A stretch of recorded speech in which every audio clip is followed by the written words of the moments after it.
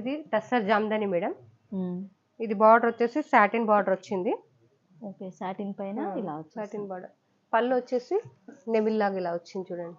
Okay, fabric కూడా బాగుంది. Fabric ఇది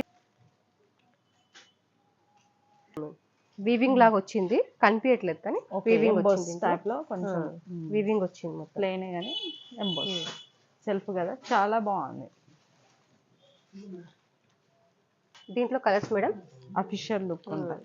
ఇది లిమిటెడ్ స్టాక్ మేడం, వెంటనే ఆర్డర్ చేసుకోవాలి.